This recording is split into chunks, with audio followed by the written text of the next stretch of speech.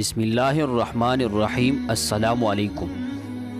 ایک بار اللہ رب العزت نے حضرت جبرائیل علیہ السلام سے کہا کہ ذرا جنت میں جاؤ۔ حضرت جبرائیل علیہ السلام جنت میں گئے تو نور کی ایک چمک اٹھی اور جبرائیل علیہ السلام دڑام سے نیچے گر گئے۔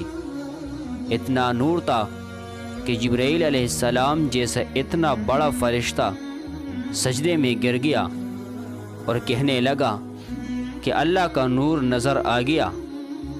اس کی ایک جھلک دیکھ لی۔ سجدے میں گئے تو آواز آئی کہ اے وحی کو اٹھانے والے، سر اٹھا۔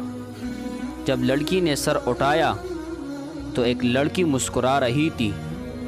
اس کے چہرے اور دانتوں سے نور پھوٹ رہا تھا۔ حضرت جبرائیل علیہ السلام سمجھے کہ اللہ کے نور کی تجلیہ ہے۔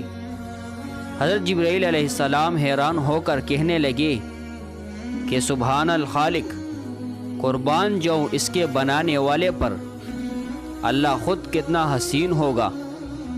پھر وہ لڑکی حضرت جبرائیل علیہ السلام سے کہنے لگی کہ تمہیں پتہ ہے کہ میں کس کی ہوں؟ حضرت جبرائیل علیہ السلام نے کہا کہ نہیں۔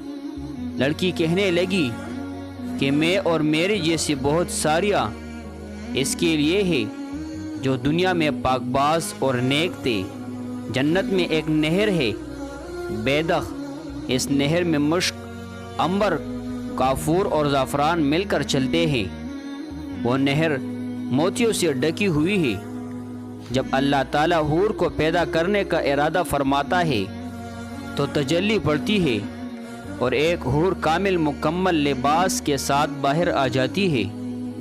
حور کا قد 130 فٹ ہوتا ہے۔ اللہ اسے 100 جوڑے کپڑے کے پہناتے ہیں اور ان 100 جوڑوں میں بھی اس کا وجود شیشے کی طرح نظر آتا ہے۔